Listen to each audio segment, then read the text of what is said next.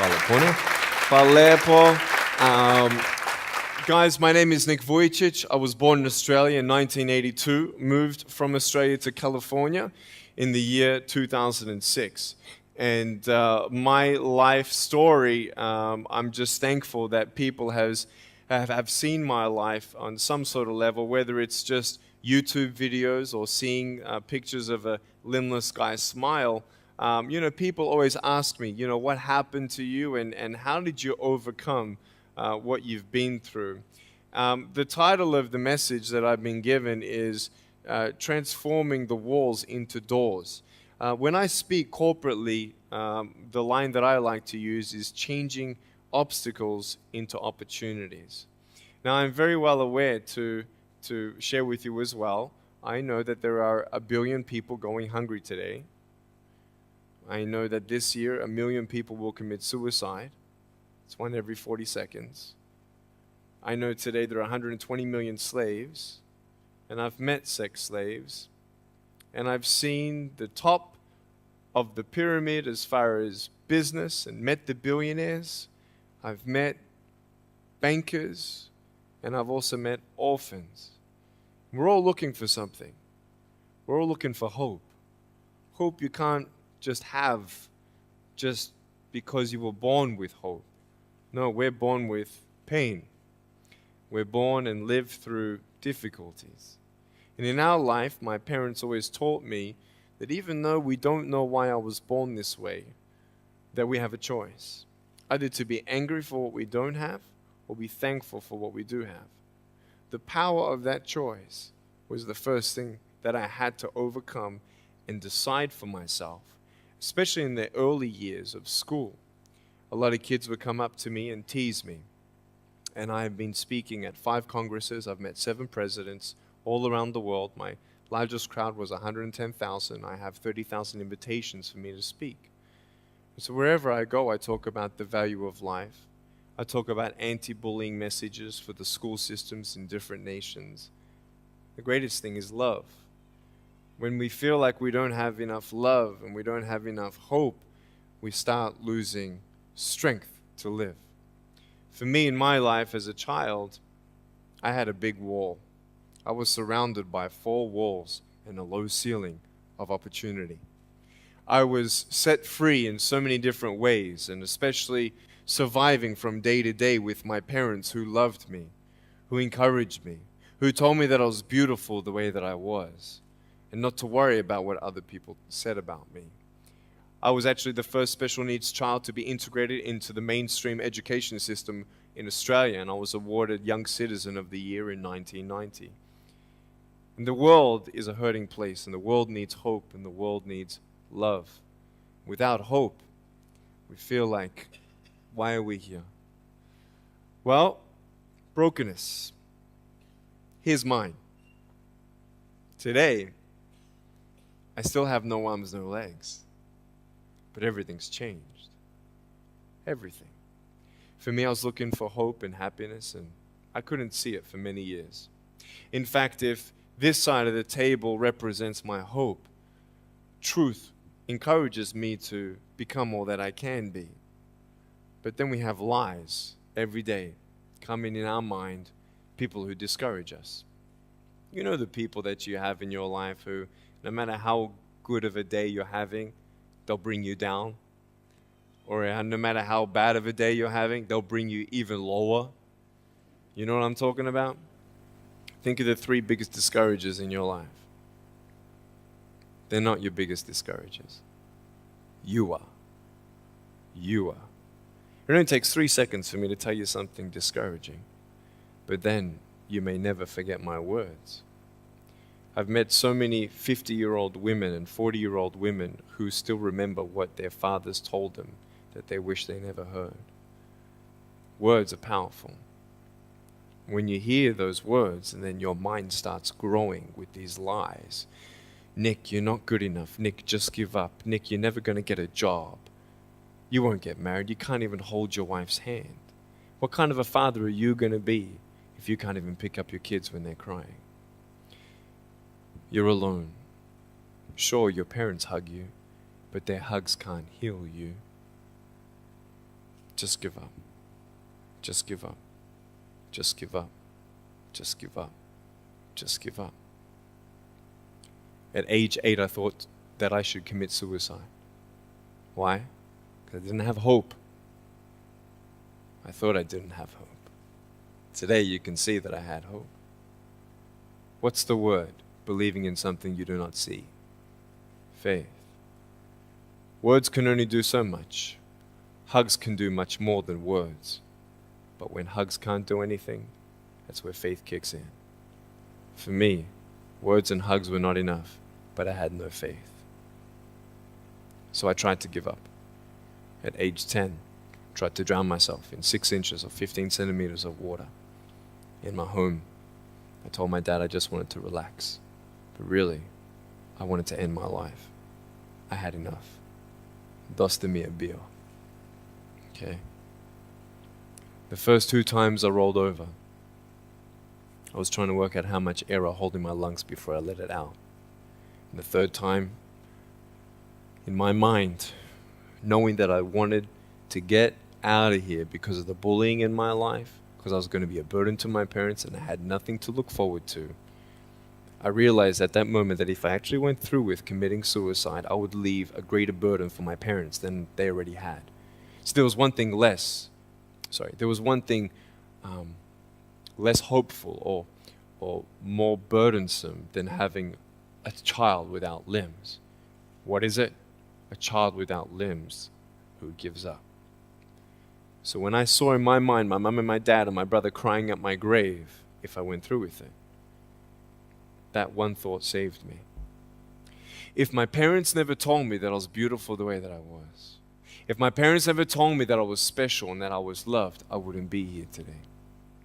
So I encourage every single parent who tries their best to encourage their teenagers, especially in the West. Many teenagers put a do not disturb sign on their door. I'm sure, the conversations all around the world between a parent and a teenager. How was school? Fine. What'd you learn? Nothing. Did you do your homework? No. And that's the conversation for the day. And when you try to tell your children that they're beautiful, so of course I'm beautiful. I'm your son. I'm your daughter. Of course you're going to say that. But they're right. Every single human being has value, and my value is not determined on how I look or what job I have or where I'm from, where I was born, how much money. All that stuff is nothing. So many teenagers, tease each other for how we look, and I tell the teenagers, do you think that I'm cool enough to be your friend? They're like, yeah, of course. I said, but I have no arms, no legs. And they said, doesn't matter. I said, really? So it doesn't matter that I have no arms, no legs? I said, no, it doesn't matter. I said, then actually, if it doesn't matter, then why do we kill each other with our words if it actually doesn't matter? Why do we look ourselves in the mirror and see ugly instead of valuable? I want to ask you today, what are you looking for? If I gave you $1 billion, would you be happy? If you gave me $1 billion, I'd be very happy. But then if my mum dies tonight, am I happy? No. With all the money in the world, I'll never be happy. Why? Because money is something that cannot heal the soul. So many teenagers are looking for love, which love does heal the soul. Love does complete the soul. But even sex before marriage, I was a virgin before I got married. Yeah, I've got a gorgeous wife. We're pregnant with our first son. And I don't need hands to hold her hand. I only want to hold her heart. And how am I going to hug my kids? So many kids, they come up to me. It's amazing. They put their hands behind their back and hug me with their neck. And I've realized in life, even the worst parts of my life can be turned into good.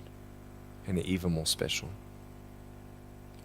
So many teenagers, they're looking for love. So they're going to go do this and go do that and have sex before marriage. For me, sex out of marriage is like a $5 Gucci watch. Sex within marriage and having sex with someone who loves you, who's committed to you for the rest of your life, going to be the mother or father of your kids. That's what love is. You can talk, you can sleep with as many people as you like, but never know for sure, do they love me? Love is a lifelong commitment. You see, there are choices in life, and we're looking. I want to ask you, what are you looking for? Well, if I can just get drunk, why not, man? I only live once. Well, if that's the way you believe, great. But for me, I'm a greedy man. I don't want to live for 90 years. I want to live for billions of years. And I know that every day my choices will affect this life, other people's life, and my eternal life. You got to come to the truth of knowing who you are and why you're here. William Barclay, he said, the greatest 2 days in anyone's life, the day you were born and the day you knew why. So, you're ugly. No, I'm beautiful the way that I am. And if you can't believe that for yourself, so many girls especially stay with their emotionally abusive boyfriends. Because if I break up with him, then who's going to want me? See, we all want love. That's why we do what we do sometimes. To get into the crowd, I'm going to swear, I'm going to be cool. That's what this world is. I want to look like her. If I was taller, shorter, smarter, more popular, whatever you want. It's not enough until you find the truth. I'm wonderfully and fearfully made. There's a greater purpose for my life. I am here for a reason. Sure, I didn't get a miracle. Yeah, I believe in a God who can do miracles, and I have a pair of shoes in my closet. Why? I've seen blind people seeing and deaf people hearing. That's fine if you don't believe me. I got it on camera. But I realized something. If God doesn't change my circumstance, He's going to use my life to be a miracle for someone else. When you don't get a miracle, you can still be a miracle for someone else. I'm going to close off with this beautiful story. I was in Southern California. I have two organizations. I have a non-profit organization and I have a for-profit. I probably spoke between years 2007 and 2010, 1,000 times, 600 flights. And I've spoken to 4.5 million people face to face. In the last 48 hours here in Serbia, we've reached 5 million through media. So, we have the heart of people to love others. We want people to love each other, love yourself, dream big, and never give up. We're all looking for hope, aren't we? What are you looking for? Money, drugs, sex, alcohol, pornography, fame, fortune never satisfies. It's never enough. But I have come to a peace. So check this out. When I'm 24 years old, 5-6 years ago, I was in California. And I never met anybody else like me. When I was 10 years old, I wish I would have met somebody like me. Never did. Didn't get that miracle. But at 24, in California, I saw a little boy with no arms and no legs, 19 months old, just like me. I knew he was going to be bullied. I knew he was going to go through depression. I knew he would feel alone. I knew that he would get worried if he's ever going to have a girlfriend, and so on and so on.